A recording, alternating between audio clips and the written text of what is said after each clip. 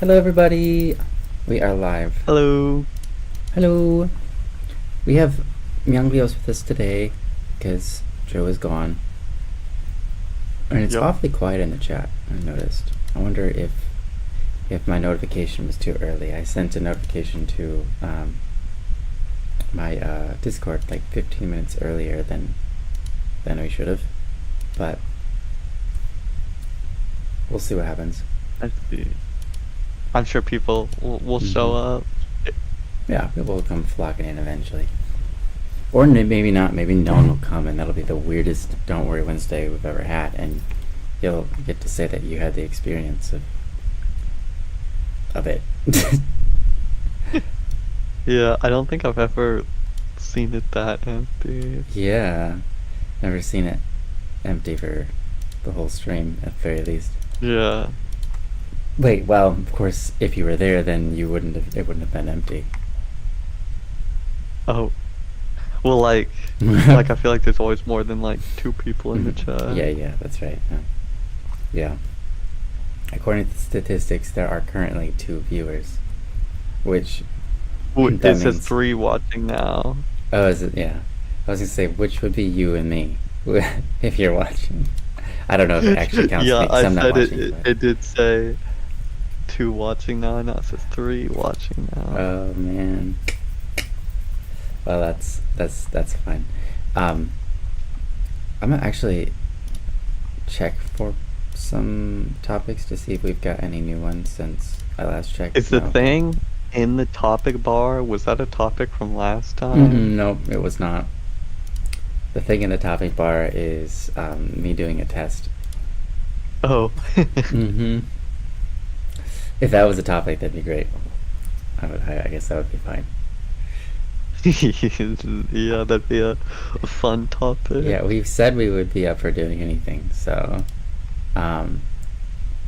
as untopicy of a topic that sounds, we could do it. Okay, I'll get rid of it though. There we go. All set. So yeah.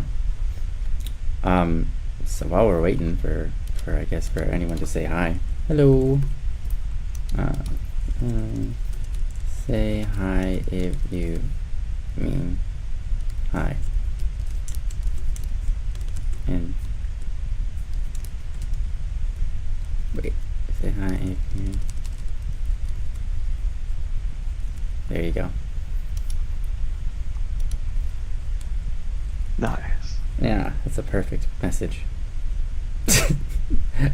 Perfectly crafted. Every letter in its correct place. Yes.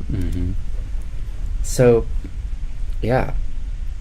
You have been, you said moving. So you're helping your girlfriend move. That's really awesome. How much, like, stuff did you have to move? Was it a little or was it a lot? Oh, I'm on. Not on camera, but I'm on audio. Hello. I just chose not to be on camera this time. My mom walked in. You're good. Yeah. I'll just say hi. Yeah. Your mom It was a seems decent pretty bit of stuff. Yeah. Yeah, she's great. It was a decent bit of stuff to move, but like we moved it in different segments. Like we moved some of it over whenever she moved out of her old apartment, which was like before she was moving into the new one. Like the power and stuff wasn't on, but the landlord said that we could go ahead and bring stuff in. That's really And nice. then some of it we brought to her mom's house that she was staying at between apartments, and then we brought that stuff over there. And then we got like some large furniture that we didn't have before, like a dresser and a desk. I see. Yeah, that's a good way to do it. In segments. I've moved. Okay, so it's ridiculous, but by the time I was 12, I had moved 11 times in my life. Dang. Yeah, and by the time I was 13, I'd moved 12 times, and then 14, I had moved. I think maybe 13. times. Oh wow. Anyways, I moved so much as a kid, but part of that was because my house burnt down. And when that happens, you're forced to move a couple of times real quick because you're like, well, where do I go? But that was only like 3 of the times. Other than that, yeah, it was a lot of moving. And oh my gosh, it's just a big ordeal. And when you move everything all at once, it's really nice when you move things at segments. Yeah, especially across the country. Later in life, I helped drive a big truck, like the U-Hauls with all the stuff in it, and that's kind of a frightening experience, because the whole time I've never driven a big truck like this with this much stuff in it, and you have to take turns differently the whole time. And so luckily you're just on the highway most of the time, but still every time it comes that you need to get gas, every time it comes that you need to go park at a hotel room or whatever, it's just a very frightening experience to know you could totally crash into something and take it out. Yeah. Yeah, I can imagine. Yeah. I've lived in the same house my whole life, and so it's kind of hard for me to imagine what it's like moving that much. Yeah, it's man, when you start moving every little thing in your house, you're like, dang it, we have so much stinking stuff. This is ridiculous. So me and my wife try to keep it light things, not because of moving, but because it's we don't like all these things around that we know we'll never use, all around the house.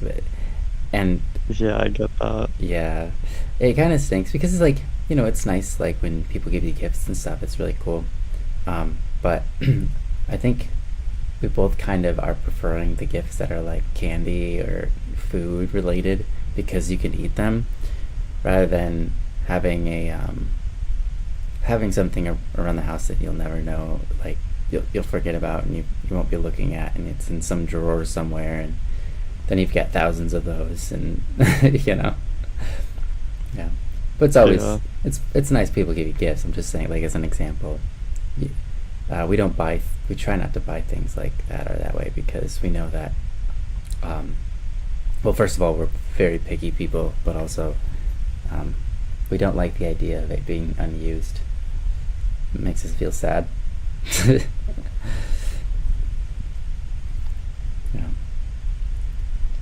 But I'm sure over the many years that we're alive and living together, we'll adopt many different things that little knickknacks that are going to be all around the house laying around, and oh well. Yeah. Mm-hmm. Yeah. Yeah, having stuff can be cool, but sometimes there can be a point where it's too much stuff. Yeah, for sure. It's nice to be able to ditch stuff. And there's people who want it usually too, so that's really cool. Yeah. Yeah. I've known some hoarders throughout my life too, and that's been an experience. My mom was a little bit of a hoarder when I was little, and so when her house burnt down and she lost everything, kind of her mind changed on all of that, and she stopped hoarding, which is interesting, because you would think that it almost had the opposite experience, where if you lose everything, you're like, now I really got to hold on to everything better, and be more clingy. But instead, she kind of just was like, you know what? I'm actually okay, and my children are okay, and that was actually all that mattered, and I don't miss any of it. I don't need any of it.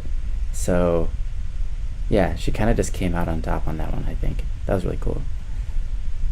Yeah, that kind of makes sense to me. I mean, if you're holding on to a bunch of stuff, feeling like you need it, and then it's you lose all of it, and it's oh, it's actually okay without all this stuff.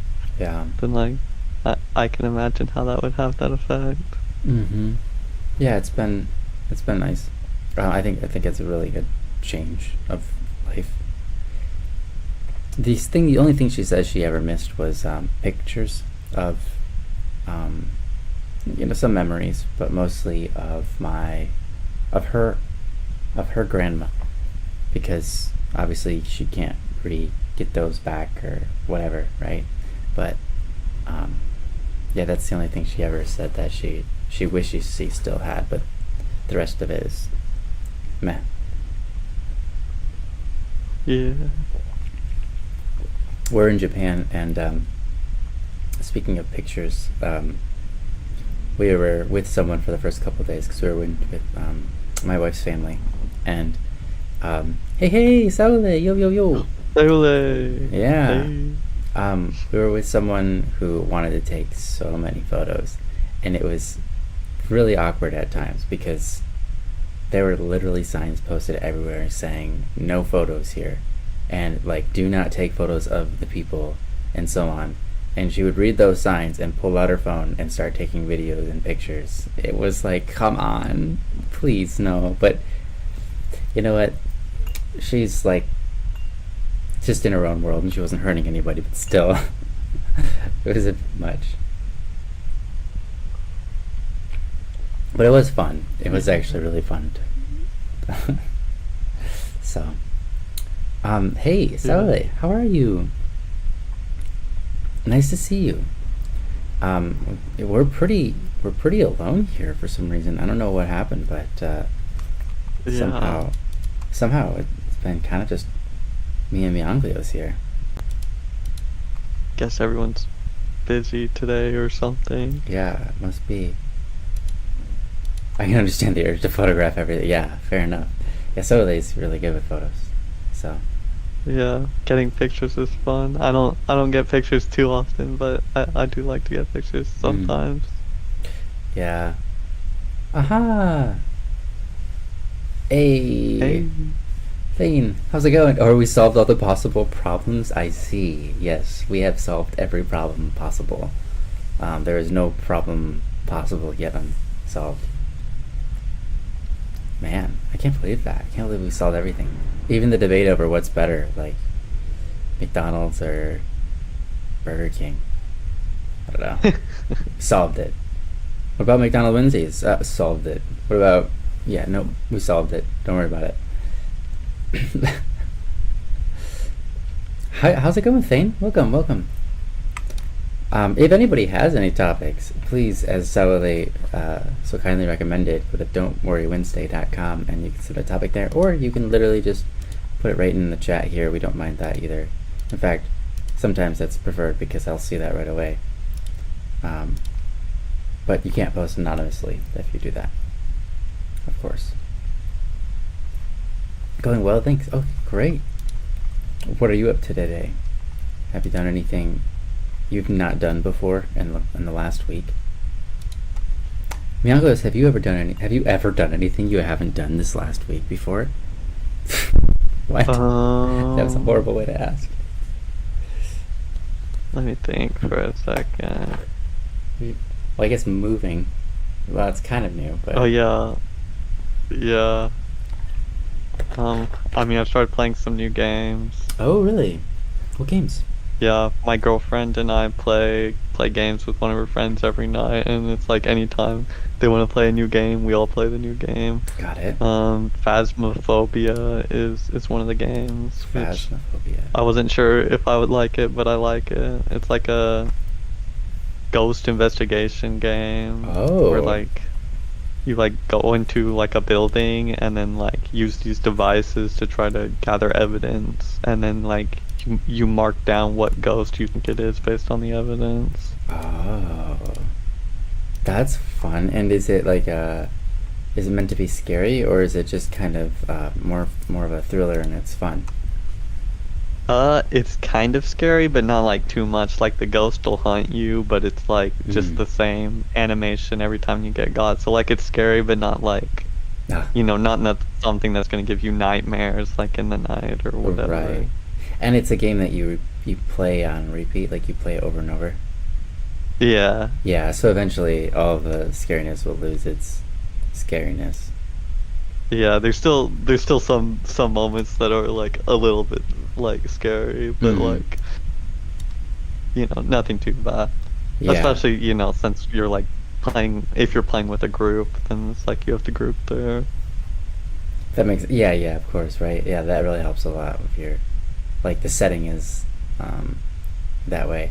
You know, like if you play with the lights on, it's different than if you play with the lights off. If you're playing a scary game or something, Yeah. the setting, the mood really changes a lot, and yeah, the build up too.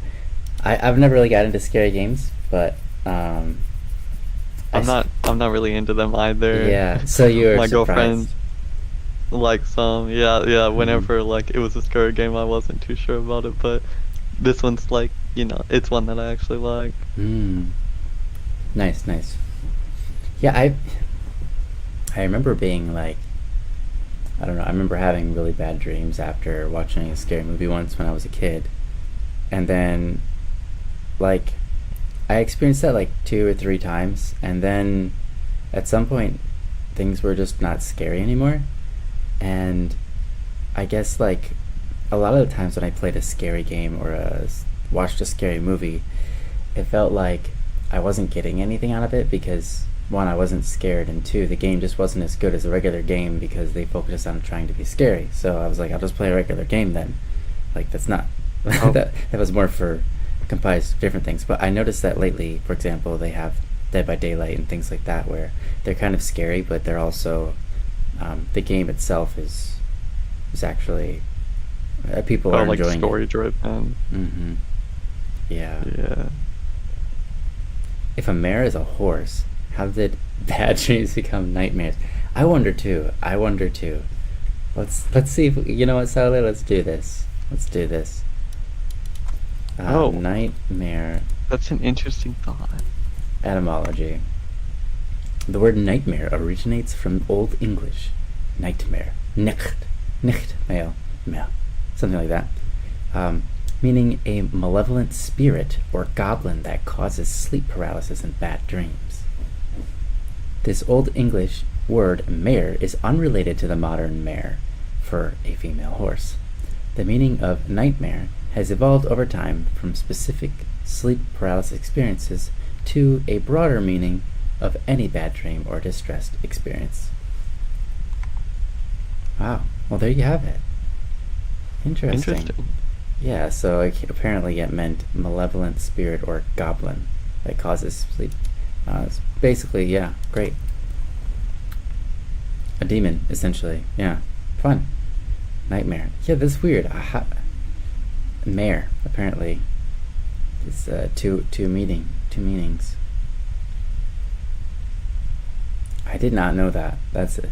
Thank you for teaching me, Saole, on accident.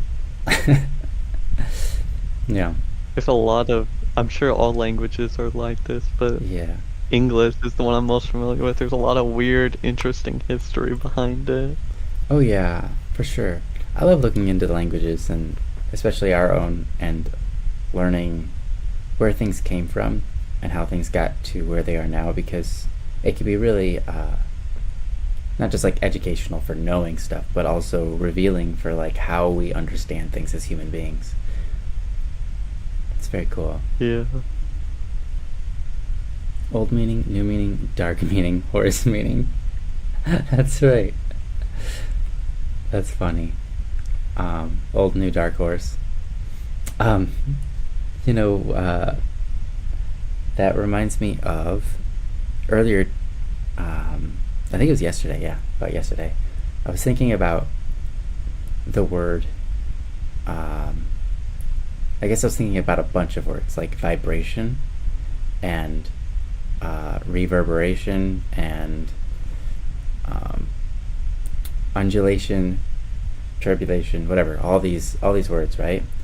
And they're all just like the same, and they all somehow originated out of Latin. So it's really weird. Like for example,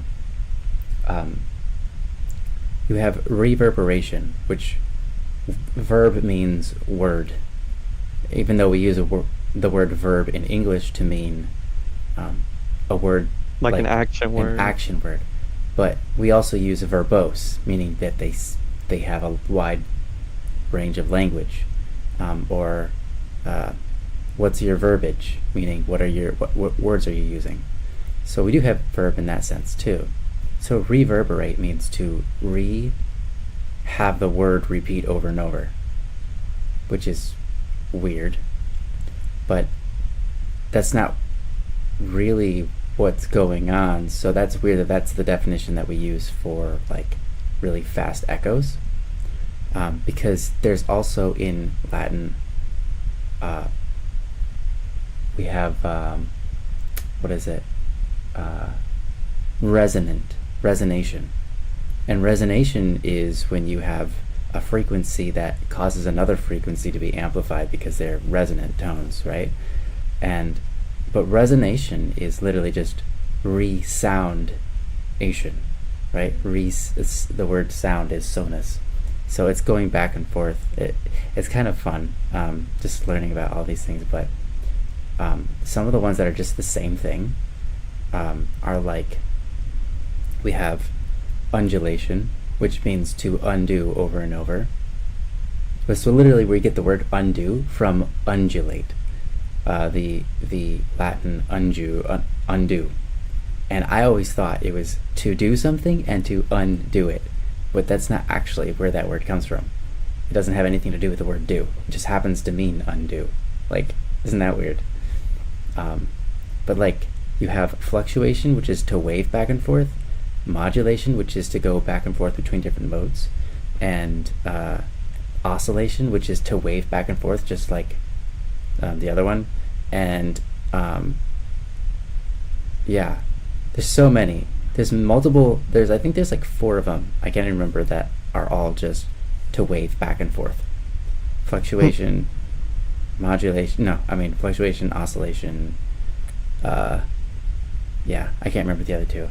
But I was like, the Latins must have had such a defined system of like different details about what exactly is going back and forth, whether it be something you're doing or something you're undoing, something that is like waving versus something that is fluttering. I don't know. It's just interesting. Flammable and inflammable are interesting combo. How come?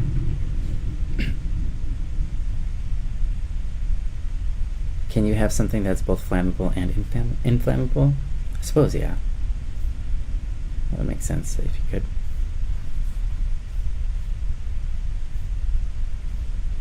Anyways, I find language interesting. I guess that was all that I was saying.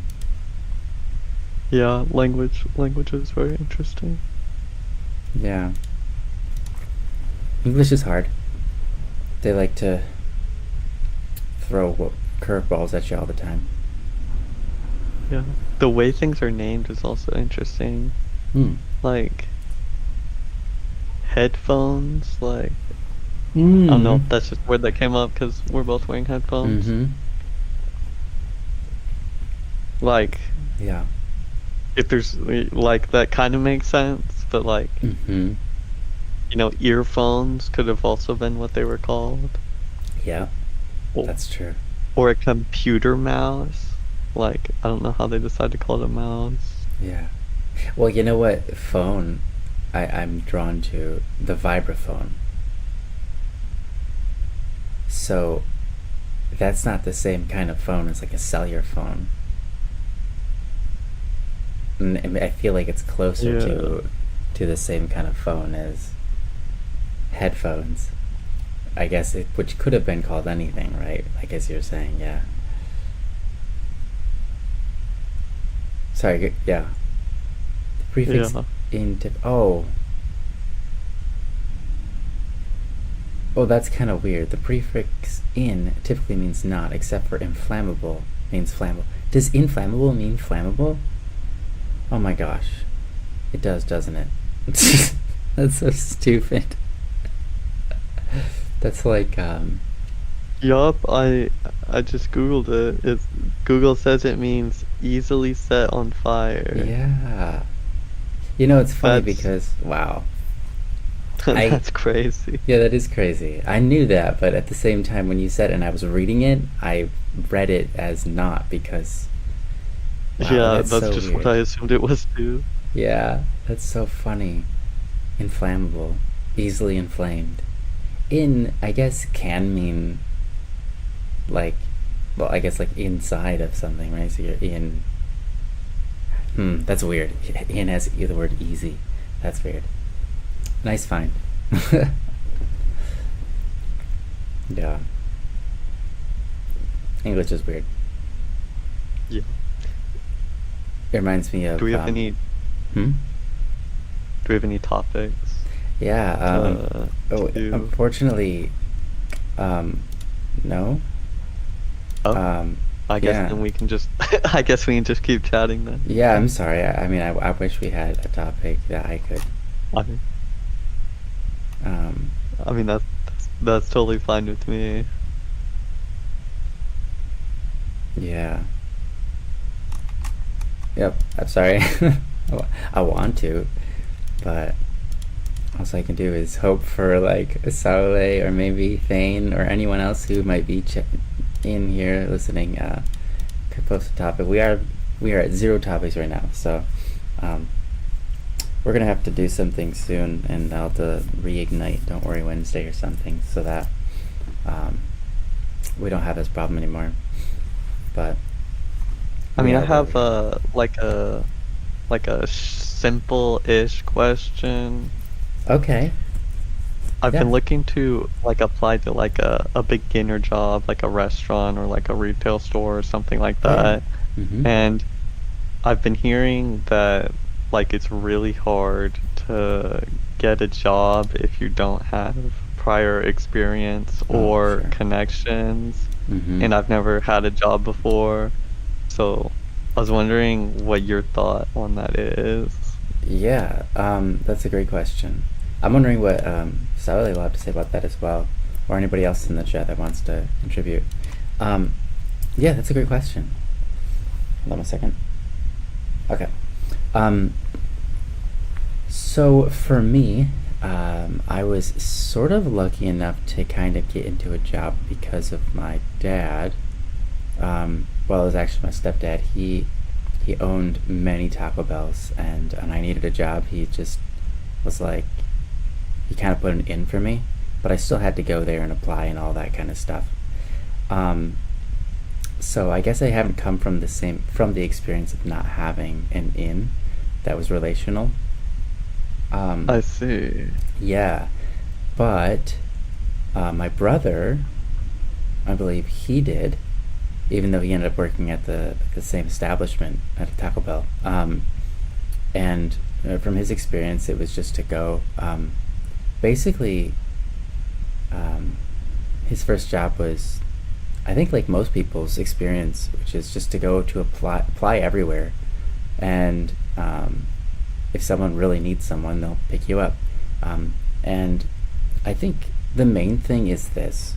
Like, this is my number one recommendation always.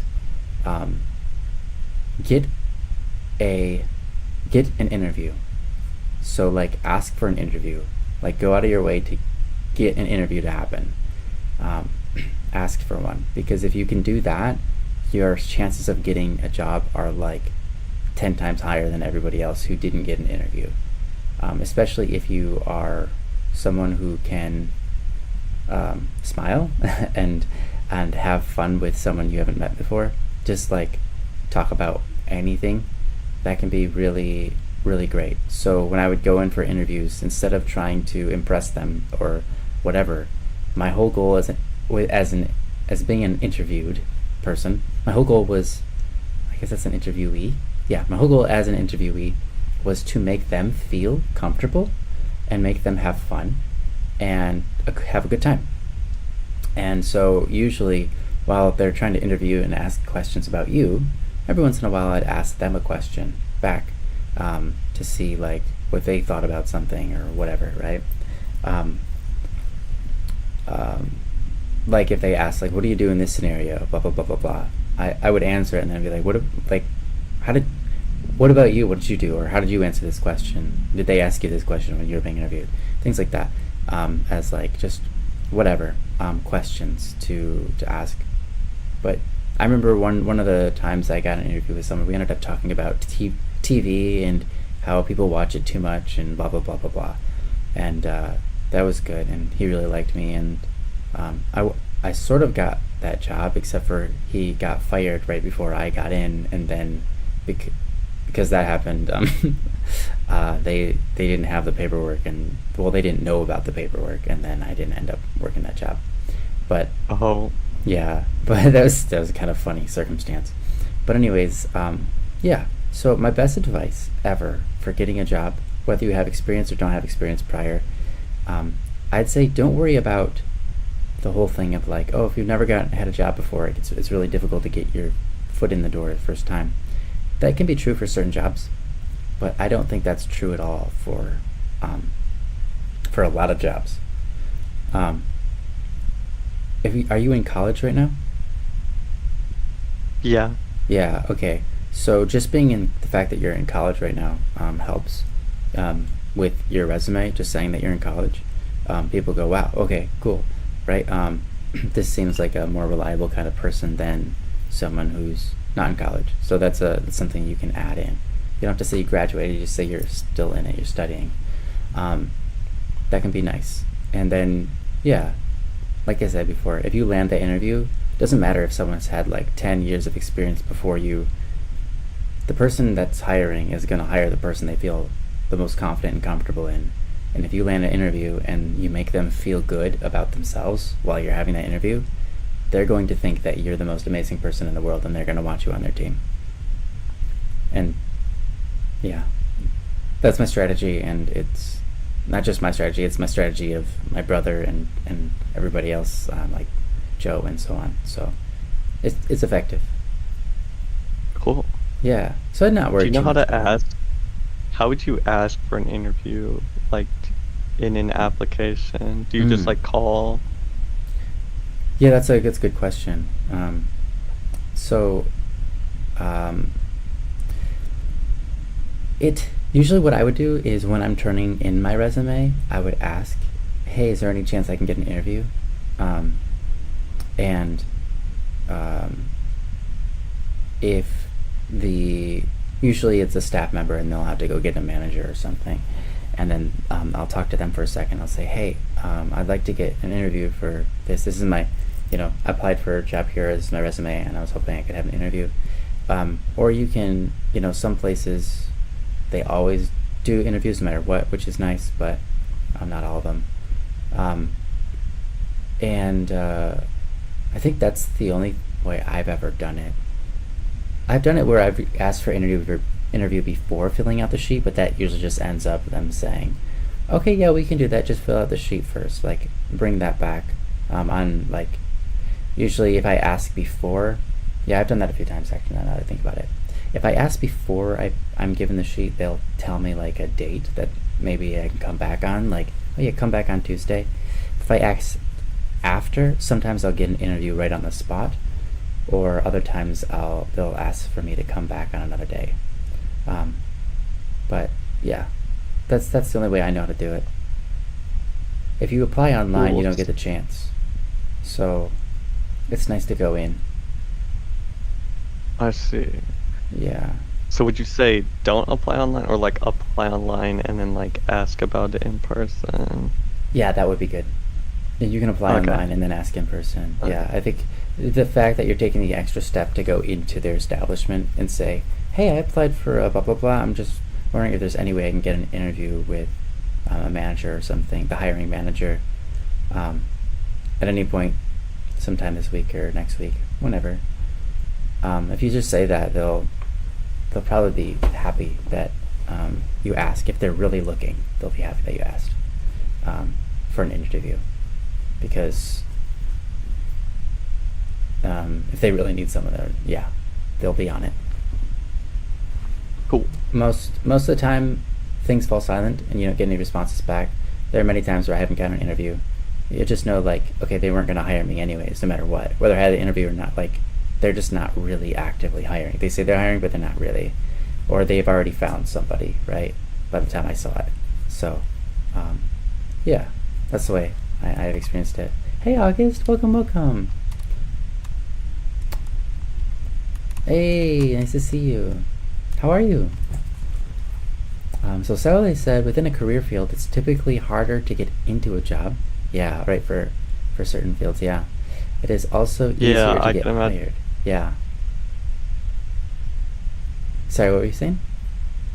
I can imagine with like a more career type of job, it would be harder to get in if you don't have experience Mm-hmm. of some sort.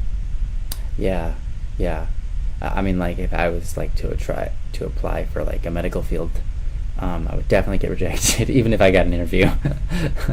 you know. So, yeah, to be sure. But yeah, yeah. You were talking about entry level jobs, so you were thinking like Yeah. Yeah, like retail and yeah, Subway, Subway. Yeah, great. Walmart, something like that. Yeah. No, that's a great. I mean, honestly, I don't mind working those kinds of jobs. I've worked them before, and at some point, yeah, they do get tiring, and you kind of just want to not be there anymore. But if you surround yourself with good people, if there are awesome people there, it's fun, and a job's a job.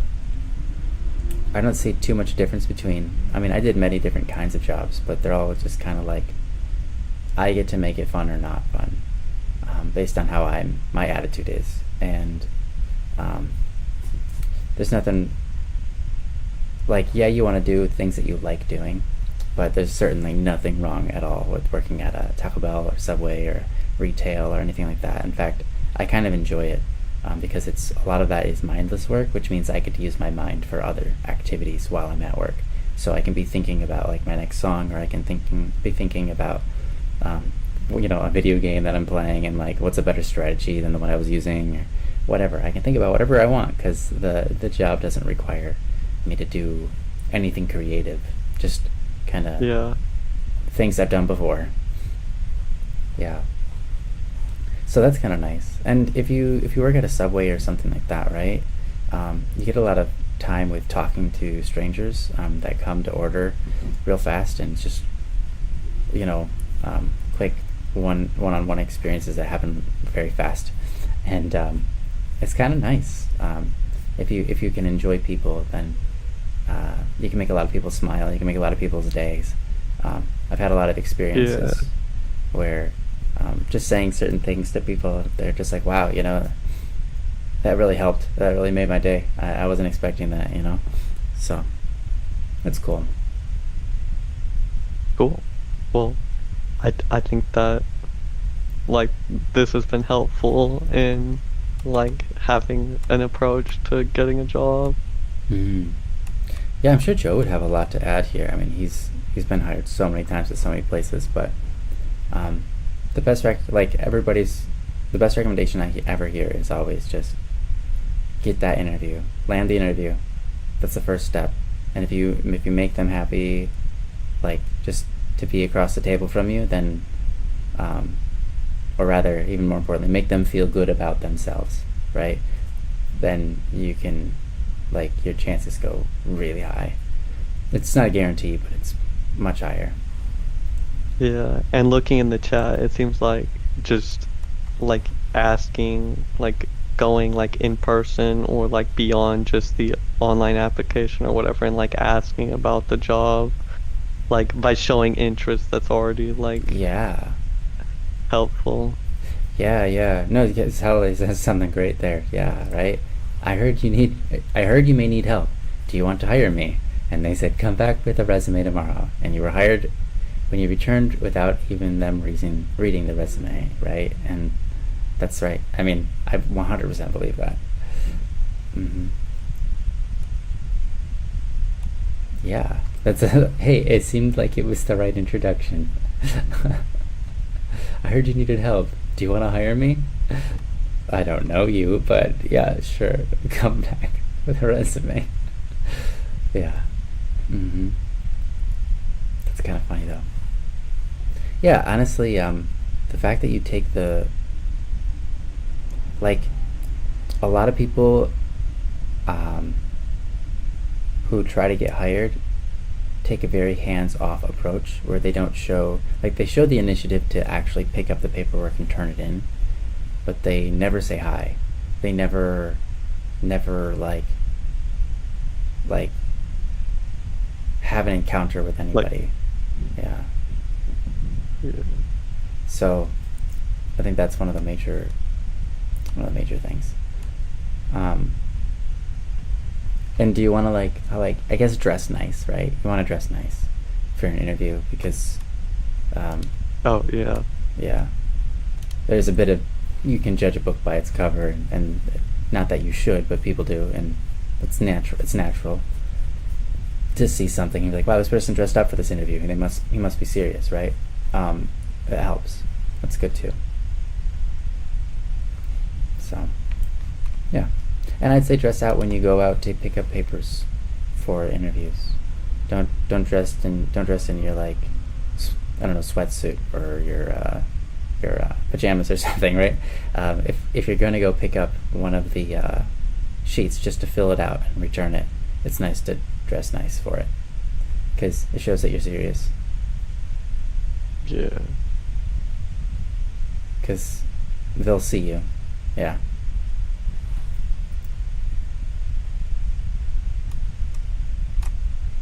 Yeah. Cool. Yeah. Did you have any recommendations?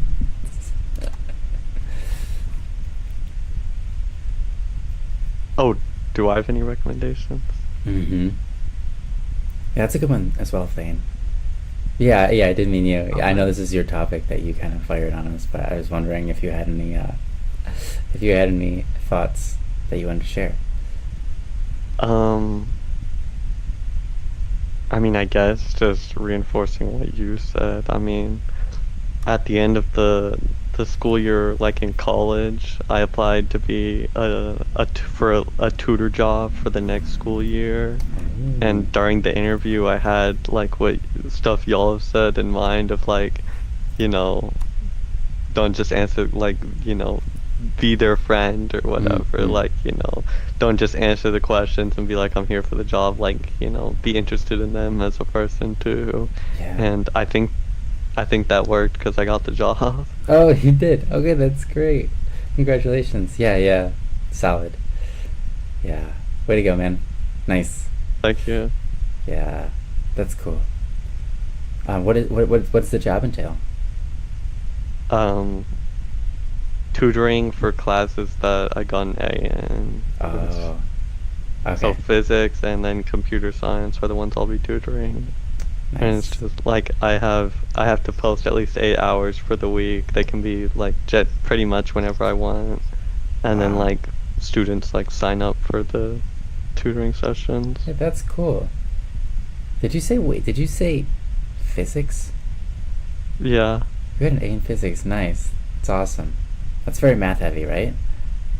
Yeah. It Yeah. was it reminded me of there was a lot of stuff that was like calculus. Yeah. I I believe had it. done calculus in high school, Hmm. and so I think that helped a lot. Yeah. Yeah, no, that absolutely helps a lot. So, I have a funny thought. Okay, so, um, my brother, a crazy genius with math, um, and in high school, he took calculus and then AP applied, what is that? It's the college level calculus in high school. And then they didn't have a class after that, so he then the next year taught calculus to students with the teacher. But anyways, what was funny was when he had physics class, he kept correcting the teacher on how physics and math work together because the physics teacher wasn't studied in physics. Um, and my brother would just add things up like really quickly in his head and figure out the logic and go, that doesn't make sense. And then he would tell the teacher how it was supposed to work. But yeah, the teacher he wasn't a physicist. He wasn't into physics. He just kind of got thrown into it, so it wasn't his fault. So he was just trying to read from the book and study with us, and so it was fine. But yeah, he still didn't like it, right? No one likes to be corrected, especially in the middle of you teaching a whole classroom. But yeah, yeah. So he didn't like that, but it happened. That's kind of funny. Mm-hmm. Yeah, it was. I ended up getting him for physics 2 years later after that, And I wonder if he remembered my brother because he didn't seem to like me all that much. I feel like that was the case. So, yeah. Yeah, actually, I got in trouble with him, and he sent me to in-school suspension one time, and it was the only time I'd ever been in trouble at the school. And when I walked into the in-school suspension room, everybody looked at me, and the teacher who was running it looked at me and said, what are you looking for? And I was like, I'm supposed to be here, I think. And he said, no, I don't think so. This is in-school suspension. Are you looking for somebody? And I was like, I got sent here to be in because I fell asleep during class or something, even though I wasn't sleeping, but he thought I was sleeping. And I was like, hey, that's whatever. Fair enough. I had my head down. Wasn't paying attention to him. And so, yeah. And then he was like, wow, well, okay, welcome. Yeah, just take a seat. It was like, yeah, everybody in the classroom was like stunned because, I wasn't really necessarily a goody two-shoe, but I'd never certainly done anything worthy of an in-school suspension, so everybody was kind of shocked and like, what are you doing in here? It's kind of fun. Actually, I kind of liked it too. I got to just sit there in the peace and quiet. I didn't feel like I was being punished. It just felt like I got like a chance to relax for a minute, or an hour, however long it was. That's a nice way to look at it. Yeah.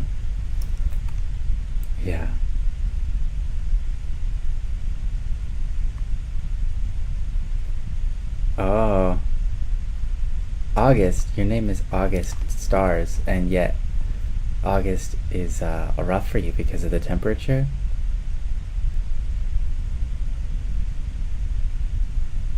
Or is it not because of the temperature?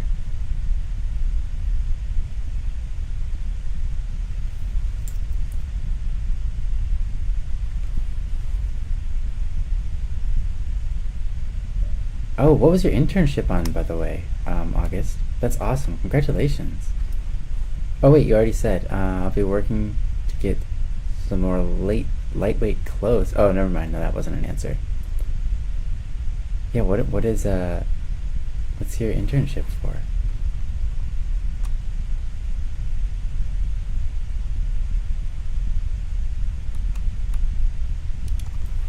I would also recommend, if you're going to get clothing for staying cool during August, get lightweight white clothes that are long sleeve and long pants, not shorts, not short sleeves. And the reason I recommend that is because it keeps your body temperature more regulated and you have a less chance of being overheated. And if you're outside and the sun is beating on you, it doesn't beat directly on your skin. It beats on your clothing and bounces off because it's white. That's why you see, like, in all the like countries where, like, Arabia, or they have like deadly sun and they've got no shelter from it and it's really hot there, you see they just always wear these huge white garments because it traps the coolness into their body, regulates the temperature, and blocks the sun out. It's the way to go, man. But if you try to do the same thing with black clothes, it gets hot. Legitimately.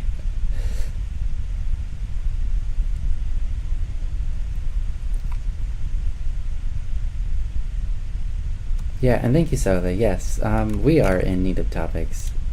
We are out, clean out. So if you have a topic, please submit one, and we'd be really happy. You can submit one to don'tworrywednesday.com, or you can just put it in the chat here, as Sally had said.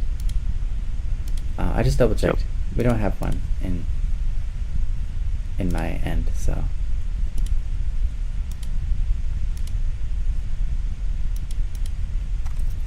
Oh well. Yeah, that's fine. Sally says, I feel your pain. I live in the AC. Heat-related illness is rough. Yeah. I'm sure that's the case. I've luckily never been I've never gotten a heat stroke or anything, but Wait, you're working with mosquitoes and vector controlled? Wait. What?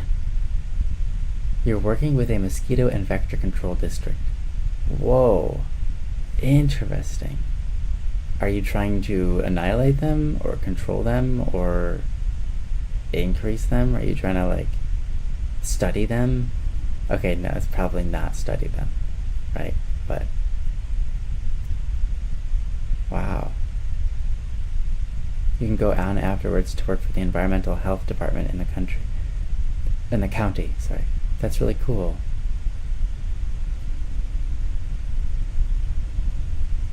We get long sleeve uniforms because we handle pesticides, but it's like a light gray. Okay, cool. I have a long hoodie made of white linen, but people think I'm a part of a triple K group. Oh no! Which is sad. Yeah, that's super sad. Does get a great job keeping you cool. Yeah, well, people be like that, I guess, even though that time has passed. Well, I guess maybe it hasn't passed. I don't know. I'm not up to date with if this Triple K is still alive or not.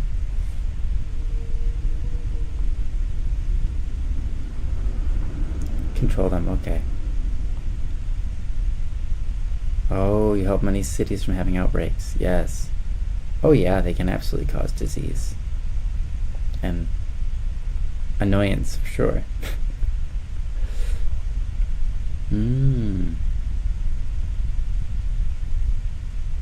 I saw some, I'm in Japan right now, and I saw some signs that just were like, basically just showing containers being filled with water and then showing like mosquitoes grow in these. And it was just signs posted from time to time in different places. I was like, that's a good way to let people know that they shouldn't be just letting water residues be wherever. Like even just a bottle cap with water in it can be a breeding ground for mosquitoes. So moving water is important. In Australia, where we're living, there's people who collect rainwater and use it to drink. But they're just open tanks. And so there's a lot of mosquitoes around us. And I'm like, why is no one doing anything about this? like I'm not asking you to spray your water with mosquito killer, but like, I don't know, like, you're just, yeah, creating breeding grounds for mosquitoes. Find a different way to do it. Collect rainwater or something. Like, collect it and then don't leave it outside for mosquitoes to spawn in. I don't know. We all suffer. Yeah, mosquitoes are really annoying. Yeah. Yeah.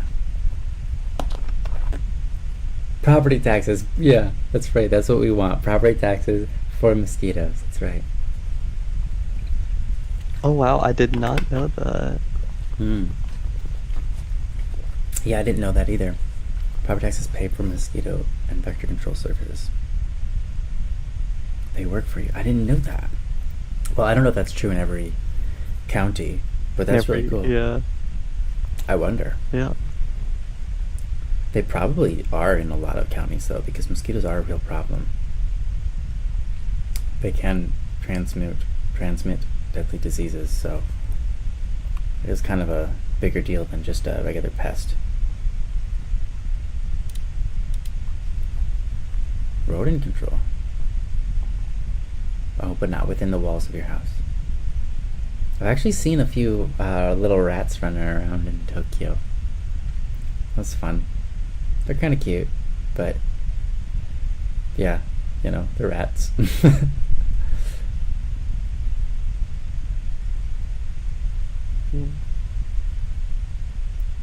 Oh, antifreeze soap and salt to prevent insects and animals from using it. Oh, wow. That's quite interesting. Salt also makes it quench more aggressively. That actually makes sense because it becomes like an electrolytic solution. And then that's going to excite the well, the stuff you're forging, the metal. It's going to excite the iron and cause it to sort of crystallize faster, which would be, in essence, quench more rapidly. I think I've got that chemistry right. You can tell me if I'm off base there, Salve.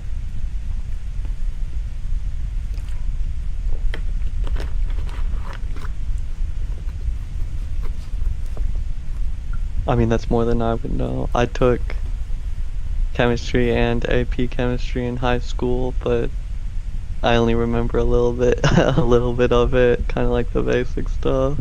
Yeah, I don't remember anything. And I know I just whipped that out of the nowhere, but that's because I'm story building. I'm world building for a story for the game that we're working on, and it requires me to know a lot of details about how the real world works and apply that in a different world so that things line up, and if people question anything, they can find an answer that's like, oh, that's how they did that. That actually makes sense. It's realistic, and no one's left feeling like this. Oh, that's just magic, or it's just a movie, whatever. They don't tell you the reason why it happens, and you just have to forget about it. I'm the kind of person that questions everything, so I need to question everything and get those answers. Oh wow, that's really cool. Is your game gonna be co-op? Yeah, it's gonna be co-op. Cool. Yeah. Cool. I'll have to play it with somebody whenever y'all finish. Yeah, roughly about 10 years. That's what we're expecting. It's gonna be a big game, so yeah. Nice. Yeah. Oh, so that's interesting. Okay, so you said that might be part of it, but the salts also lower the boiling point of the water, which helps the temperature remain lower while the hot steel is heating up. Ah, I see. Oh, yeah, okay, that makes sense. Because the solution would be harder to heat up with the salt in it. Because the energy transfer...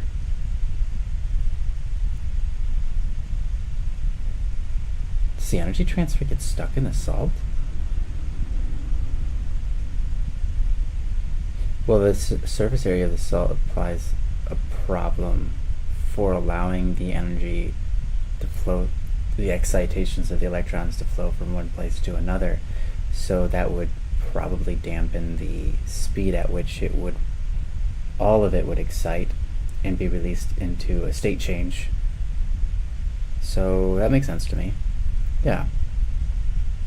Okay. That makes sense to me.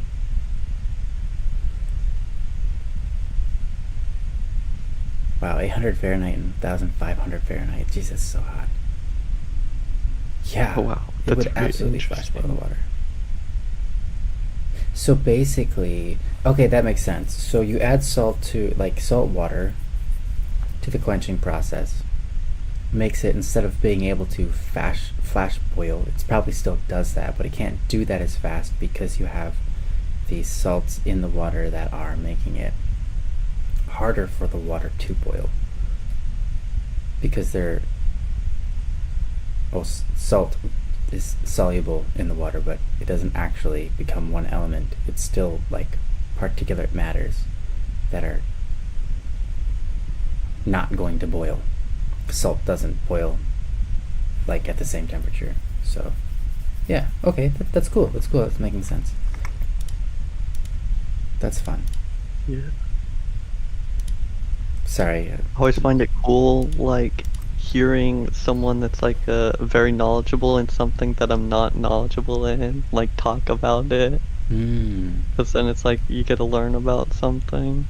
Well, mine is guesswork about why it's doing what it's doing based on logic. Things that I know, but aren't necessarily what's going on, you know? So. Or like Sayule here talking about like forging. Like, I don't really know anything about forging. Yeah, forging, that's super cool. Like, what do you forge? What kind of stuff have you forged? Yeah, because I'm imagining like swords and stuff, like a blacksmith, but that's probably not what it actually is. I mean, there's so many things, right, that you could forge. You can forge little nails if you want. little tools, little hooks that you need for your walls, and um, lattices, and just all sorts of different kinds of decorative things too. It's really cool. Yeah. Also, August says that they have a topic and are Yeah, working on yeah. typing it. Thank you so much, August. Please keep at it. We really appreciate that. Yes. I just know that solutions generally have lower boiling points. Okay, fair enough. Yeah, the water tap can't rise above the boiling point unless it's pressurized. So a lower boiling point keeps the temp down. Yeah, makes sense.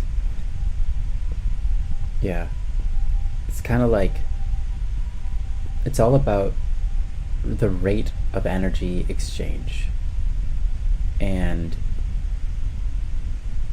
yeah, if you boil salt water, you're gonna leave the salt behind. And it's why you can boil salt water to get salt. And you can get just like if you go to the sea and you take out a bucket of salt water and then you boil out all the water, you're left with salt, and you can use that on your food, for example. It's pretty great. It's a nice cheap way to get salt if salt wasn't already basically one of the cheapest things you could ever get. Yeah. But it's a nice way you can flavor your food, right? That's fun if you're out like in the I guess no man land and you're on your own and you're like, oh man, my food is flavorless. You could do that. Yeah. Soli says that I've made a couple knives, steel leaves, a spatula for the grill. It's just general blacksmithing. Yeah. That's cool. That's so cool.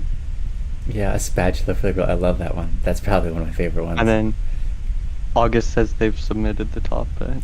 Yay! Thank you, August. You've saved us. Yes, thank you. Hope it's written well enough. I'm sure it will be.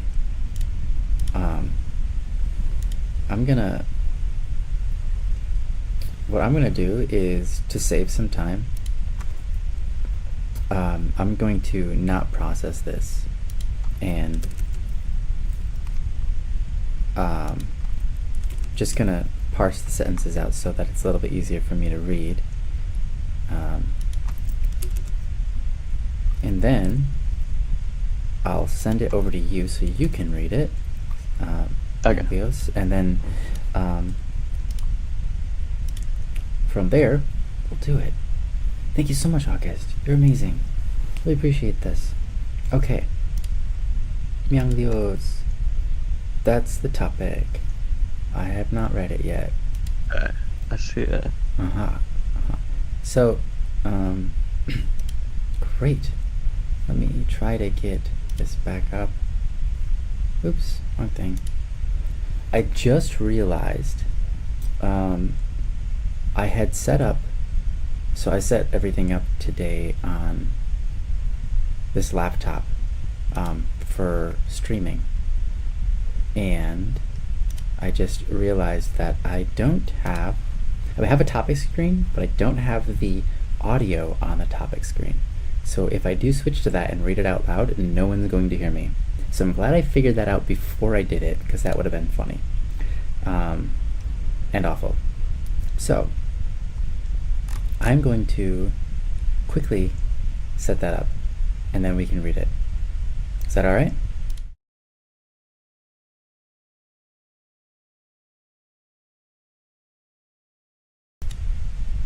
And almost done.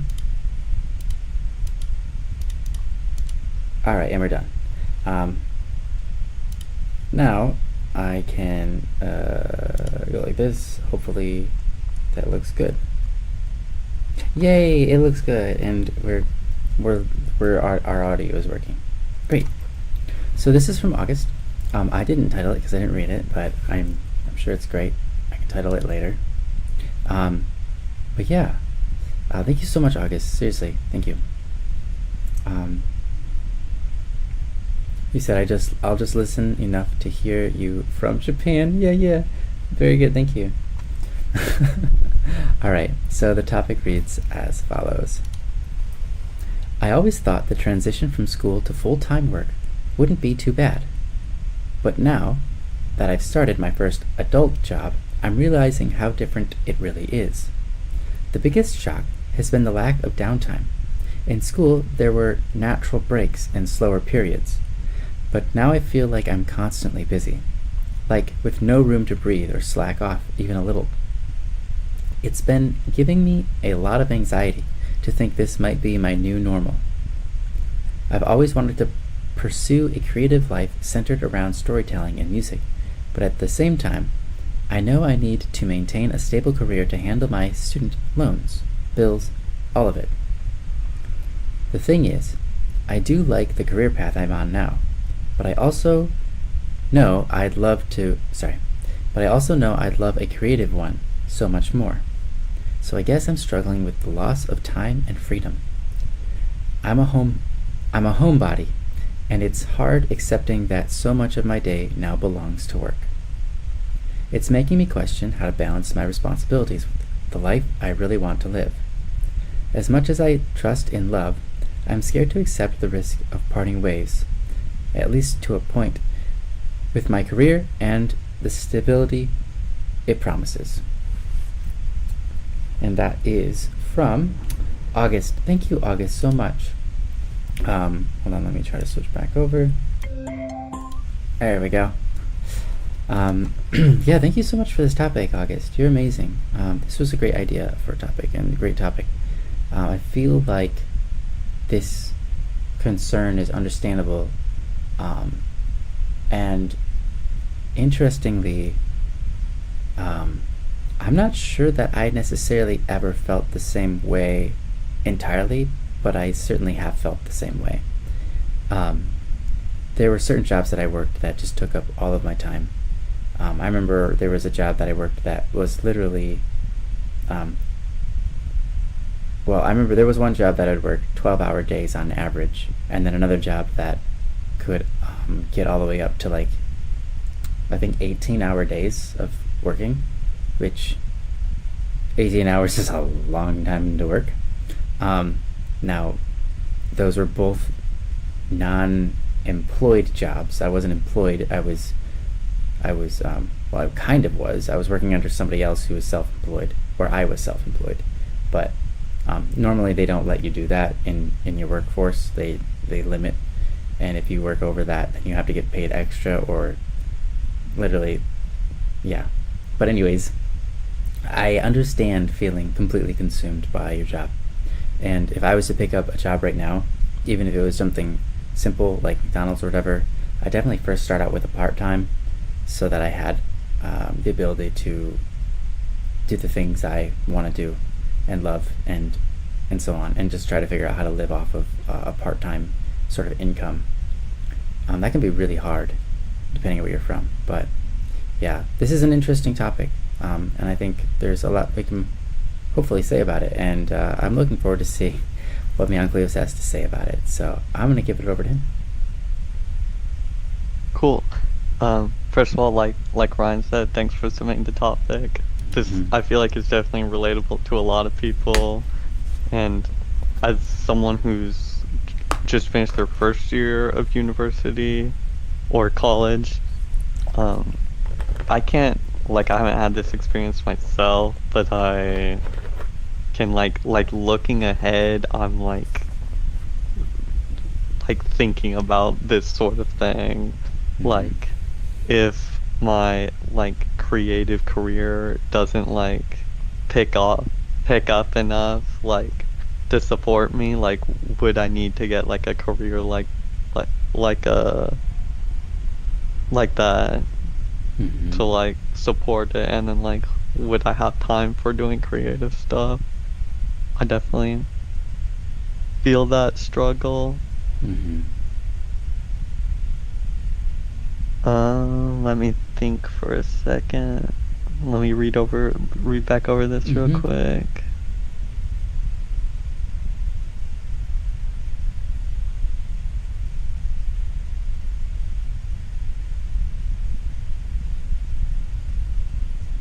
I guess the first thing I'll go on is just simply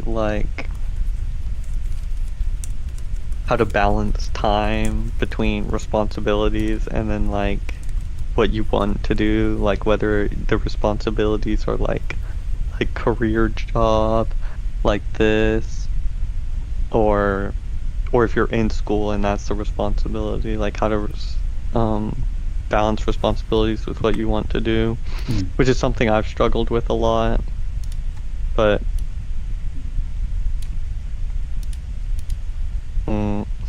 I think something that helps me, or mm, something that's helped me some is, I don't know. I'm having a hard time thinking of something to say. Do you have anything to start with, Ryan? Sure. There's, I always think about the people who came before me. I don't know why I have this habit, but I think about like, my mom, and I think about my grandparents. I think about their grandparents and their grandparents. And I'm like, I think, wow, people had so, like, we live in a very different world today, and it's amazing that we get to pursue creative things, and it's amazing we get to have hobbies, because it seems to me that there was definitely generations and generations and generations of times where pretty much everybody was just you work and you have to because you have a family, and if you don't, people die, and so you don't have a choice, and people live that way for like 40, 50, 60 years straight, and then I come along and I feel like, oh man, it's so hard. Here I am complaining, and then I look back at that and I'm like, wow, I feel like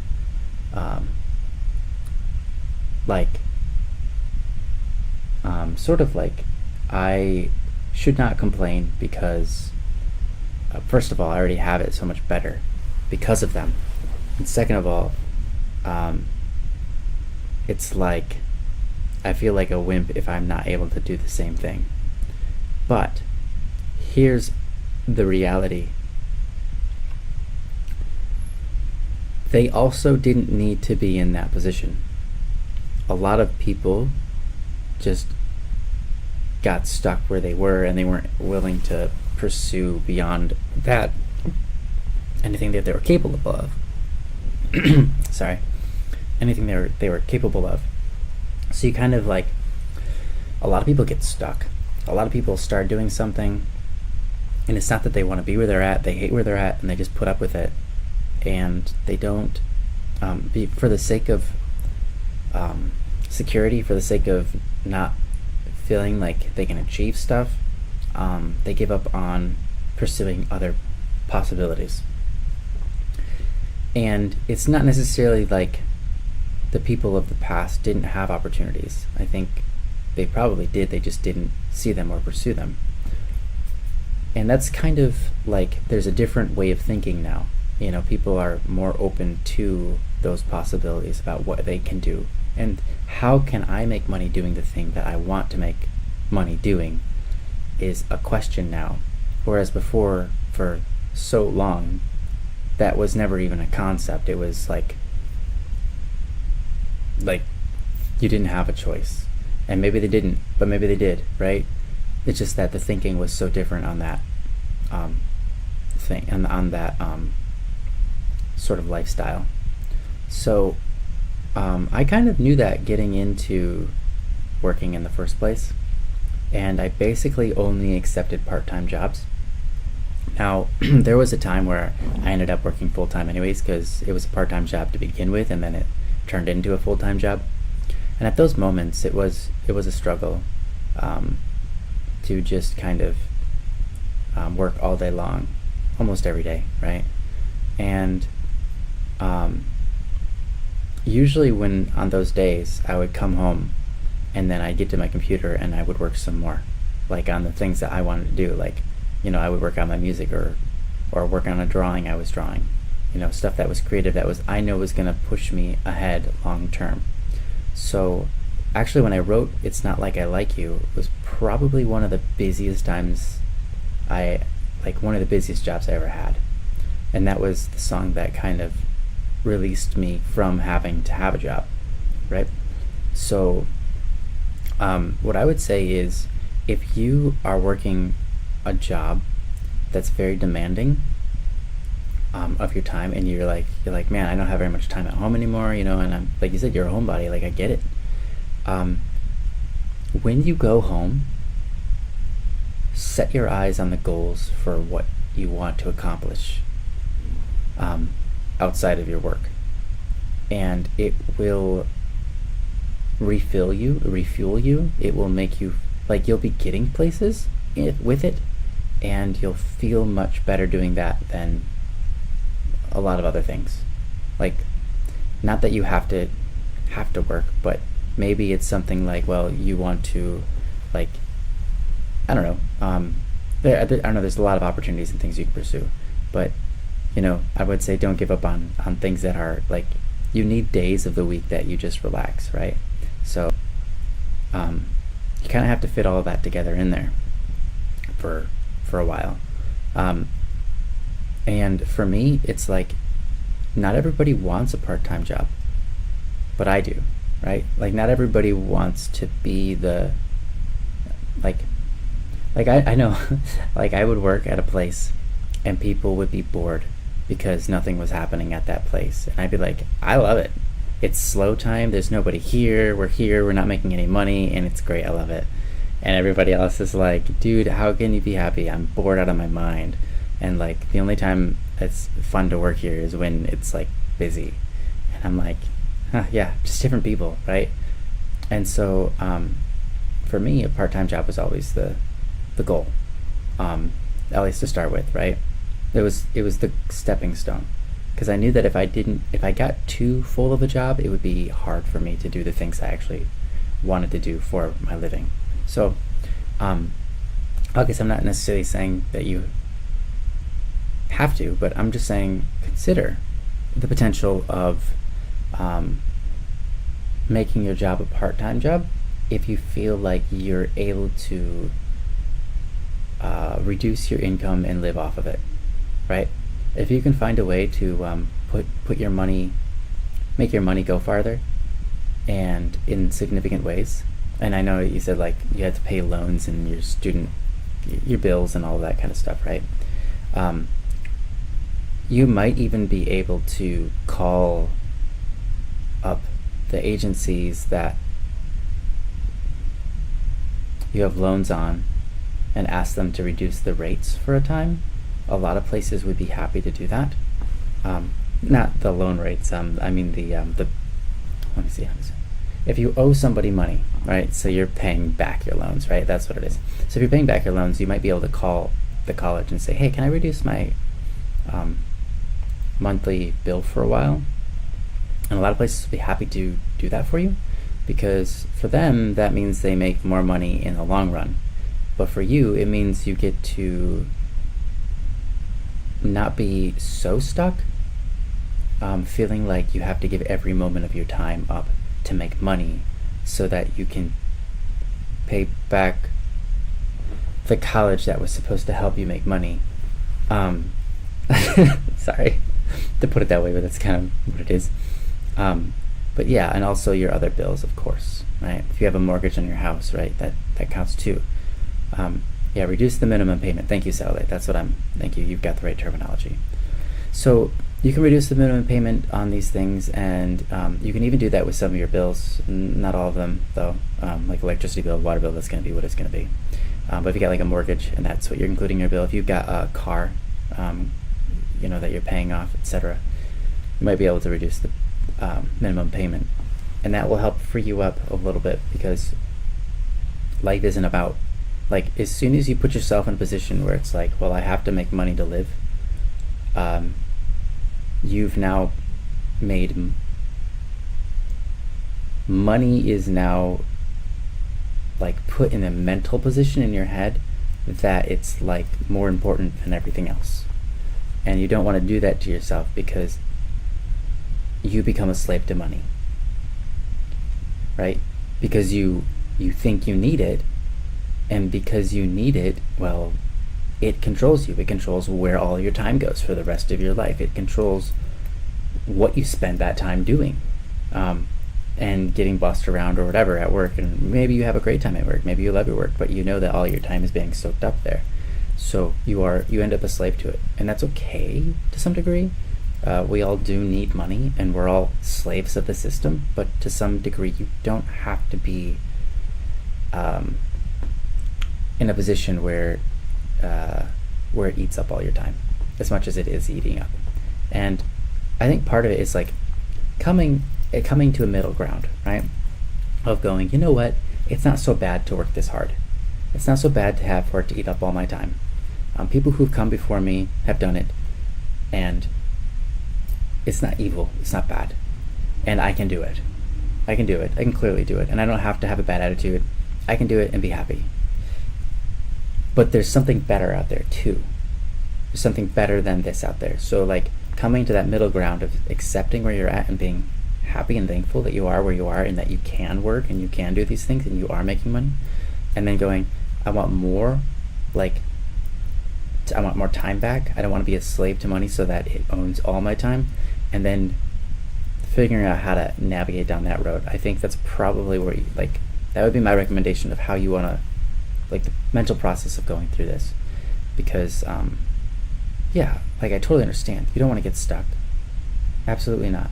And you don't want all your time to be, and you want not only do you want to pursue creative activities that could be potentially some form of monetary gain as well.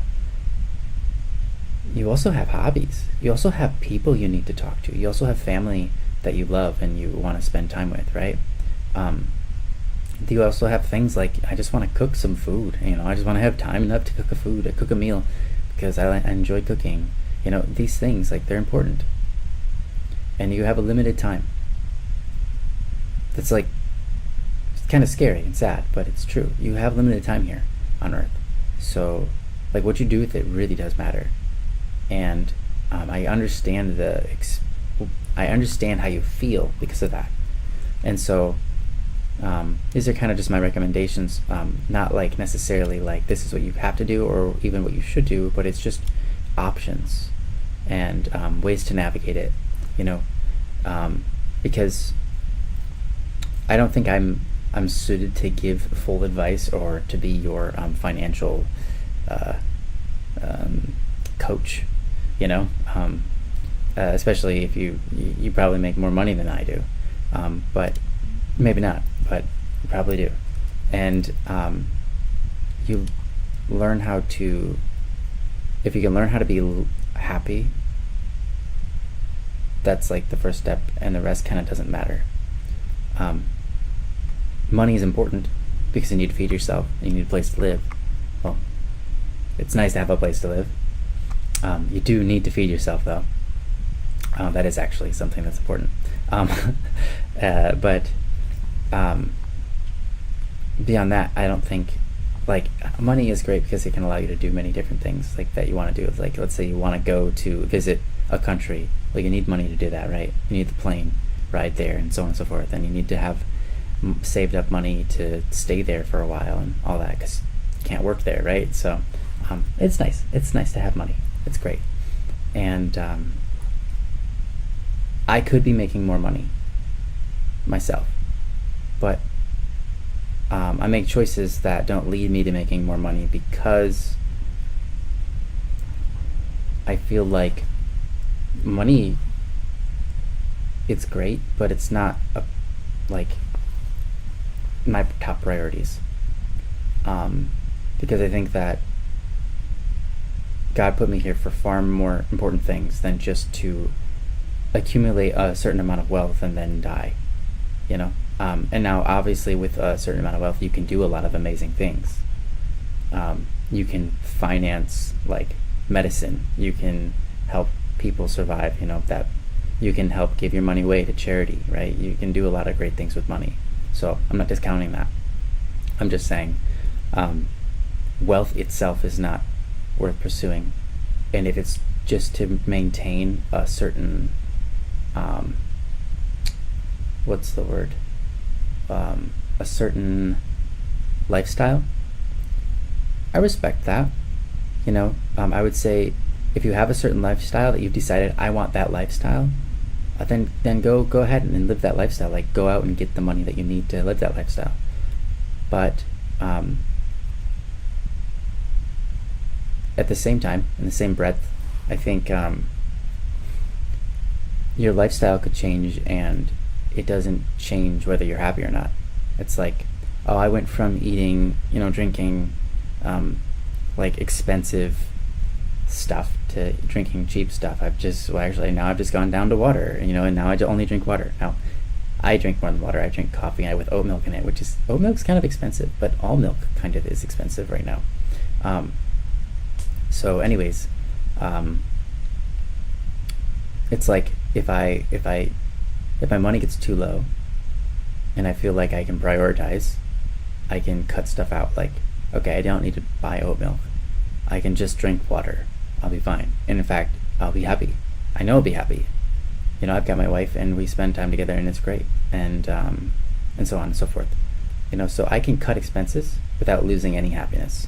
So that tells me that money isn't the thing that I need, right? And so these are just little thoughts for you. If you go down this road and you don't find yourself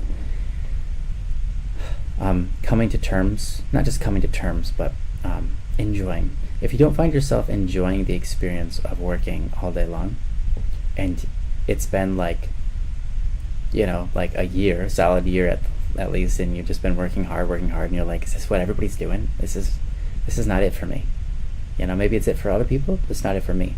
I don't have time to pursue the creative things that I want to do. I don't have time to build I don't have time to build my own business, and that's what I want to do. Then I would suggest seeing what you can cut out of your lifestyle, if you can, and change over that time to things that matter to you. So get a part-time job instead of a full-time job, and then during your part-time, focus on fulfilling the things that you're looking for out of life. And that's one side of this coin. I think there's probably another side of this coin, but I'm interested in seeing, Younglis, have you come up with anything additional you'd want to share? Yes. Great. I've done some stuff together, and going off of what you kind of what you were saying there at the end, like I think it might be worth just like working the job for a little while. Like Ryan, you said like a year ish. Like give it some time to like really see how it feels like living that life. If like like after a year or so you're like, this isn't for me, don't feel like you're stuck there and you have to continue doing that, because I feel like a lot of things kind of like advertise like, get a career, stay in that career, like that's where you're at, but like you're not stuck there. I remember there was a time Joe Bohan, whenever he was on here, would talk about how he did a bunch of stuff and became a professional golfer, and then he eventually just decided that he wanted to do something else, and so he's teaching now, I think is what it is. He became an accountant first. That's how we met him. He was like, he went to college for accounting after that and became an accountant for a couple of years, and then all of a sudden now he's a teacher. Yeah, I don't remember the exact, so I just remember the message was kind of like, go with the journey. Don't feel stuck doing one thing. Like you can go between different things, and like even if you aren't doing stuff with that skill anymore, like the experience would still be valuable, I guess was the kind of the message. Yeah, that's right though. But don't feel like because you've gotten this career job and like stuff, don't feel like you have to be stuck in it. But I think it's probably worth like trying it for a bit and seeing what that life feels like, and maybe trying some like minor adjustments before completely like changing. Like if you can do it with like less work hours instead of like the full time, and see how that goes. Like that might be a good idea. Mm-hmm. And then a question I have is, what is your work schedule? Like, you say a lot, like it's a lot of working. Is that like five days a week, like basically all day, or is it like 7 days a week, which would be crazy in my opinion? Yeah, that's a really great question.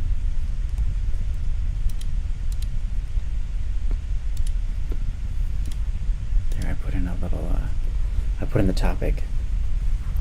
Oh, cool.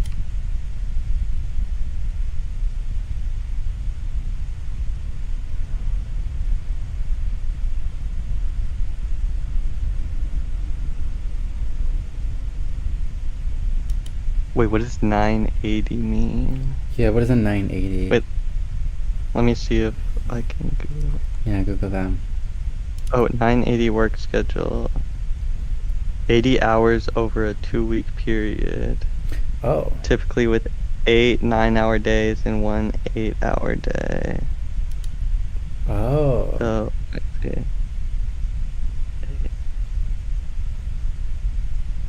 So 9 hours for the first 9 days, and the 10th day is off. Ah. That's tricky. So 9 hours for the first 9 days, and the 10th day is off. Okay.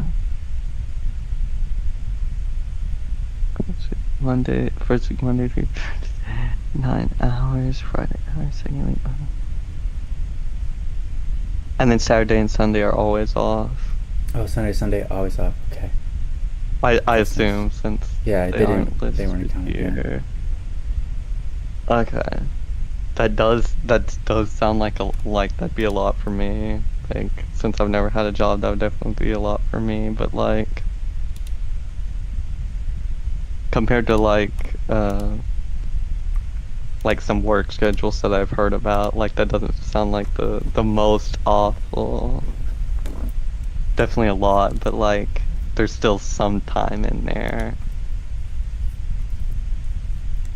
It would definitely be, so with that you could see if it's just a transition. Like, you know, if it just takes a little bit to get used to it, or like if that's too much for, if like after a while you decide that work schedule is too much for you, then you know that's valid. Like, some people can just work all the time. I probably would be like you, and that work schedule would be a lot for me.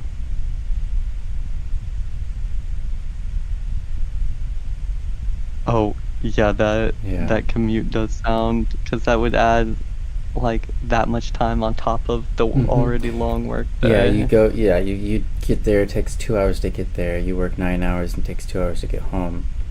Yeah, that's a 13-hour day? Yeah. Yeah.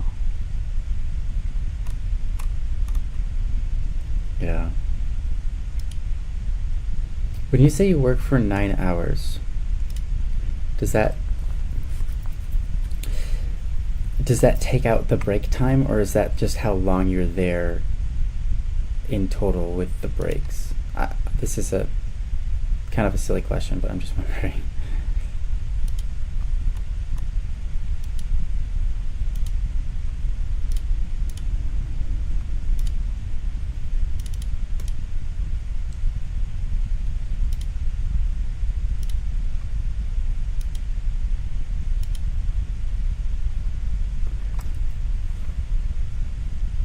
It was rough. Yeah. I mean, honestly, I remember when I was at my first work, no, actually second workplace, there were people who were, well, there was one gal in particular who had worked, and she had worked every day, like a 10-hour day for 3 weeks straight. She had a mental breakdown at the job and quit, and ran out of there. And it was kind of funny because I was actually, that happened twice actually, first job and the second job.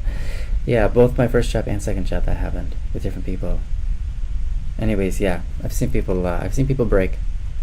I've seen people break. It gets hard, and it is hard. Legitimately. So, yeah. But I think it's important to endure it for a time and figure out, first of all, I guess that was the other side of this coin is I think it's definitely worth enduring it and learning how to increase your own endurance for this. I would take, I would do this probably for a full year before I decided, yeah, okay, I'm not gonna do this. Like this isn't what I want to be doing for my life. This is not what I want to be doing for the rest of my time here on this planet, or even for another year, or even another month. You know, like you might feel that way. So I would say if you can do it for a while and get your endurance up and see if it becomes more normal to you and it feels like, you know what, I do have time in my day after. I just have to spend it more wisely, and that's all it is. You know, I do have plenty of time to do this, that, and the other thing. Yeah, I have to do this to make money, but like I've got time. I've got things that I'm getting stuff done outside of this. I'm getting my creative side out of me, even though I've got this job. Because of course, for the first the first month, I would totally understand if it's like I've never worked this much at something for this long every day, you know, monotonously or whatever it is, right? You never worked that much. To me, it would be obvious that you'd feel worn out every day. But I think after time and endurance grows, you won't be feeling worn out every time. Just like when you exercise, right? It's like if you're trying to lift weights and you're lifting like, you know, 50 pounds and you do like 5 reps or whatever, and then, you know, after a year of doing that, you're like, that's nothing. But when I first started, it was like so hard to do that. It was like took everything out of me. But now I can do it, and it's just like, hey, what's next? Yeah, I'm not tired at all. I go do something else. Like, do you wanna, you wanna go bowling? You wanna whatever? It's like, it's endurance. So I would say take this opportunity to get your endurance up, and strengthen that, and let it supercharge you in your other activities. Mm-hmm. I know people who love working nights. That's how they, yeah, they get an extra, right? Yeah, and that's the nice part because they get a whole day off every other week. Yeah. If I was working a full-time job, I probably wouldn't mind working nights because it does allow me that whole extra day off that I wouldn't get otherwise. I don't know if I've never worked a 9 orderly job. I've worked 9-hour days consecutively, but never in an ordered manner. In fact, I don't think, like I'd asked earlier, when you say like 8 hours and 9 hours, are you including the break time, or are you not including the break time? So let's say you're like there for 8.5 hours because you took a half an hour break, or after 8 hours, even though you took a half an hour break, you go home. Like, I'm just wondering because I don't know what the right terminology is, and I don't know, I'm just curious how they decide whether you worked 8 hours or what. Anyways, do you want to follow up with anything? Yeah, please. To answer what you were saying, I mean, August might come in here and answer too, but technically, they say technically I'm at work for 9.5 hours, but 0.5 of it is lunch. Okay. Got it. Yeah. Okay, that's what I was thinking. Cool. I don't really have much experience to give on this. I'm kind of just, kind of making guesses on how I would imagine things to be, or how to relate it to, just more simply like stuff that I do know. But I think I don't really have too much to add. I would just again like restate like what we've been saying, that I feel like the best thing here, at least in my opinion, with my limited experience, is like what Ryan was saying, to just give it some time, like work the job for like maybe a year, or like give or take a year, build up the endurance to it, see if it was just a matter of having to transition over to the job, or if after that time you're really like, nah, this is too much, and like you're not enjoying it at all. Mm-hmm. Because like some things you can't really get a like solid opinion about how it's gonna be like right off the bat. Like something you might only find an appreciation for after doing it a little bit. Or you might only learn how to like balance your schedule like after you've had your schedule for like a couple months or so.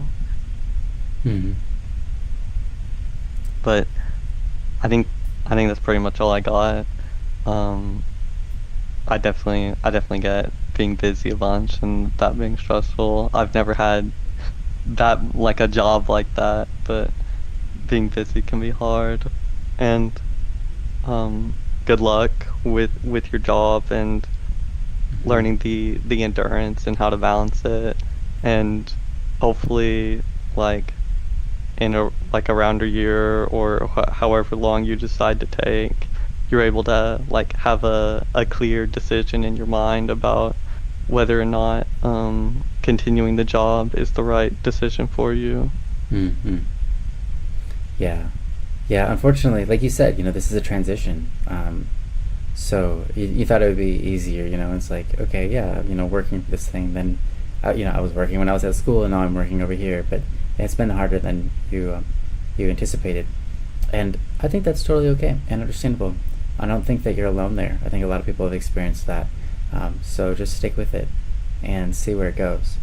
Just don't, like my Uncle Leos was saying, don't get stuck. Don't feel stuck, because you're not. You're never stuck. Yeah. Yeah, and hey, Hero, nice to see you. It's nice to see you, and I'm so happy to hear that the topic has helped and inspire you to work instead of death scroll on YouTube. Yeah. Yeah. Yeah, it's super great for the mind. Oh, So, August says, this internship is only seasonal, so I won't be working it past the end of August, but then I'm forced to face next steps. Okay. I guess then, when the job ends in August would be like the time for you to like at least make a decision for the time being. You can always change it later on. You're never like trapped in one situation. Yeah, that's true. But I guess whenever August comes, you can decide like whether or not the life of like a job like that is for you. And as far as doing creative stuff goes, like, if you need to like take a break to, let yourself chill a little bit, like to get used to having work and stuff, then like that's good. But I'd say don't give up on doing the creative passions. Like sometimes like having some chill time may need to be sacrificed, but I think kind of like Hero was saying, where was it? Saole was saying doing something productive, like a hobby when you're not at work, is great for the mind. Like, even if you have to sacrifice your chill time, it can be like rewarding to like make progress on your creative pursuits. True. It's also good to take some chill time too sometime, but don't like give up on your creative pursuits completely. Yeah. Hey, Wix. Welcome. Yeah, no, that's right. I think that's true. It's a juggling thing. It's a juggling act, and it's somewhere you find peace in all of it. And I think that's good. But you might not. If you don't, it's fine. I think You know, it's interesting because I talk about like our ancestors and how hard they worked, right? And their conditions of living were probably worse than ours, and they had to work way harder for it. And so we're so blessed, and I think that's amazing. Um, then I think back and I think, what if they, instead of doing that, they had spent a little bit more time being creative? They spent a little bit more time just pursuing something that they wanted to do and get out of life and do for others, etc., instead of working as hard as they did. And obviously the answer is I don't know what would have happened, but I feel like probably to some degree things might have been better. You know, I can't guarantee that, or even fully exercise that thought out, but when you do the things that you know, like your brain is designed to do, and you do it well, you know, and you want to pursue these certain things that are good for humanity, generally they end up being good for humanity, right? They end up being good for the world around you. Even if those things are small things, like just talking to somebody and making their day better. I feel like if we lived in a world where people did that, right, took a little bit of extra time to pursue those things that are good. Not that the things that you do at your work aren't also good, but just to kind of not necessarily go that extra mile, but almost go one less mile to go two steps further in a different direction. I don't know. And I don't know, I just feel like the world ends up a much better place when we don't feel like when we don't just let all of our time be taken away by an employee or employer or whatever, and kind of get stuck there, you know. I think there's a lot of beautiful things in this world that wouldn't exist if people weren't creative, right? I mean, we have so much technology, we have so much understanding of the chemicals around us, and we have so much just beautiful objects sculpted and painted, and we have so many things that are like that, and they only exist out of others' desire to be creative. So if you give up on that, right, obviously that's not good. And so I guess what I'm trying to say is, I think you're intuitively noticing something that you should be noticing. And I think while maybe you should get your endurance up a bit, at the same time, never give up on the creative aspects of your life that you want to pursue, to be sure. And if it requires you sacrificing some money, aka sacrificing time at your job, so that you can gain that time elsewhere to pursue the things that you know are good and creative, I feel like that's absolutely worth doing. Once you've processed everything and you've figured out, like, yeah, that's what you want to do.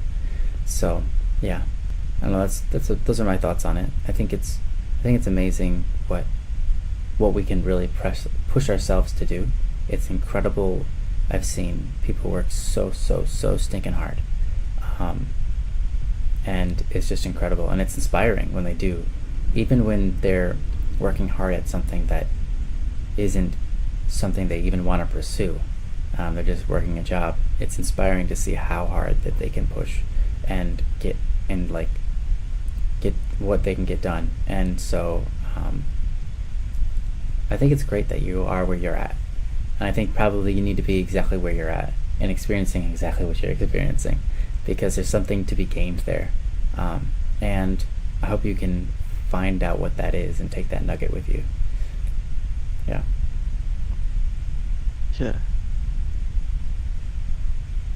I think that's all I have. Do you have anything else, Ryan?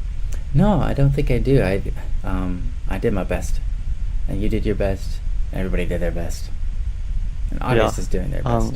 August, we hope that this was helpful, at least somewhat, and good luck with your job and with figuring out your next steps. Mm-hmm. Yeah. You know, Hiro is saying, he's saying, well, his comment was, haha, I feel that, August, though our bodies do be needing naps sometimes. I remember occasionally I'd get like a 15-minute break or a 30-minute break while I was at work, and I would go to my hot car that was like 100 degrees or 120 degrees Fahrenheit, and I would just sit in it like it was a sauna and just relax and kind of like drift off and like kind of fall asleep for 30 minutes in the sauna of my car. And while to other people that probably doesn't sound very delightful, to me that was like bliss and totally refreshing.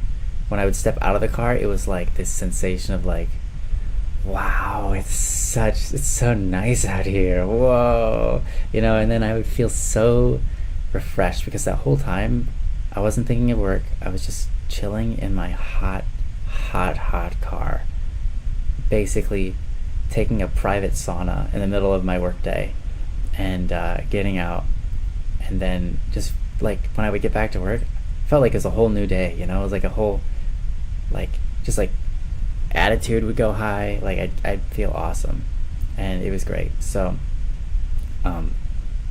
whenever you have a break, if it's really hard in your work environment just to keep on working for that long, find ways to, during your break, really refresh, like really put a restart on your mentality, and don't try to add things up like, oh, I've been here how many hours, oh geez, and how many hours left. If you have those thoughts, those will destroy your day. They will make your day feel so much longer. So I would suggest finding ways to reset your clock, finding ways to be like, feel like you just got there and you don't need to go home anytime soon. Because as soon as you start thinking, oh, I need to go home soon, or I want to go home, you've put yourself in a hole that sucks for the rest of the whole time you're there. But if you put yourself in a position, in a mindset that's like, oh, I could be here, I could be here longer. I don't mind. I'm enjoying myself here.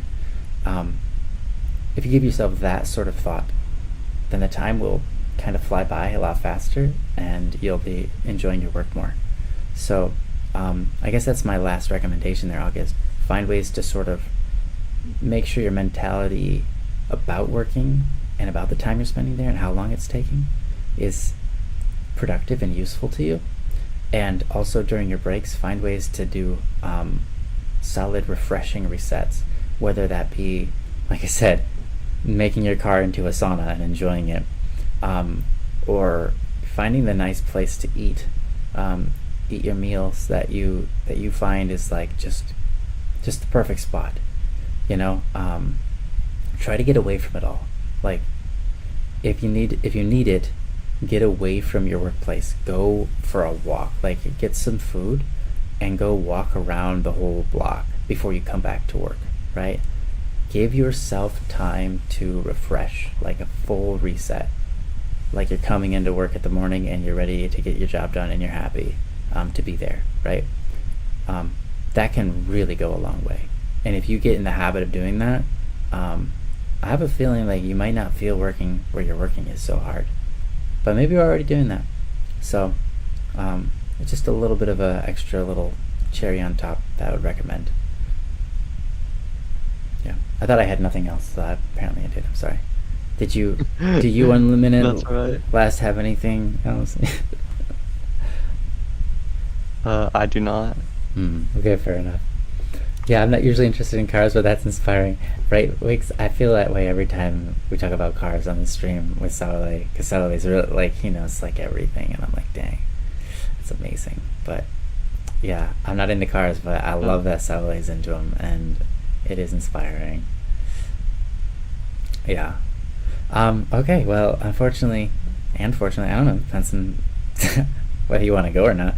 It is the end of this stream, and honestly, August, thank you so much for this topic, because we didn't have any, and you saved us and also gave us a direction to run in, but also Yeah, and it's a very good topic that like I'll have in my mind thinking about my future, so yeah, that's what I was thinking. It's helpful for me too. Yeah, and I was just thinking that too. Yeah, thank you for the topic. And Hero also thanked you for the topic because it kind of helped him in his position too. So yeah, you might not have realized how great of a question or a topic this was, August. You were speaking up for many of us, when you asked this. So, thank you. And but it was getting so good. Aw, love you, Hero. Thank you. Yeah. Well, it's time for me to start my day, and it's time for others to end theirs. So I don't want to keep Leo's or my wife or myself, I guess. But anyhow, yeah, it's the end. And thank you for being here. Thank you for coming and joining us. It was a rather quiet stream today, so it's kind of nice. But I think I'm gonna have to do something soon to inject a little bit more fuel into it. Maybe I haven't done anything on StattyP in a long time because I've been sick and all that kind of stuff. But hopefully someday this year I'll be able to interact again. But yeah, those are my current thoughts that I'm having. Nevertheless, thank you so much, everyone, for being here. Thank you for joining us. Thank you so much, Mianglios, for stepping in and helping out today, so I didn't have to do it alone. Thank you. I always like to co-host Don't Worry Wednesday with you whenever y'all need it. Yeah, no, it's always really great to have you. You're lovely, and I hope that we can do this again.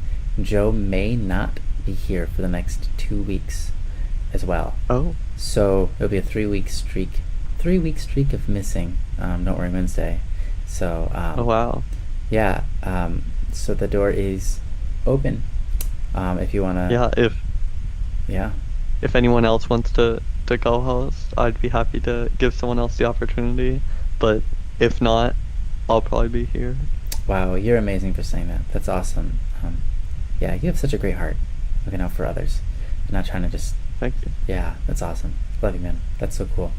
Okay, well, thanks everyone. You guys are great, and we love you, and we hope that you have a wonderful rest of your life, and we'll see you next Wednesday. Yep. Bye-bye. See ya.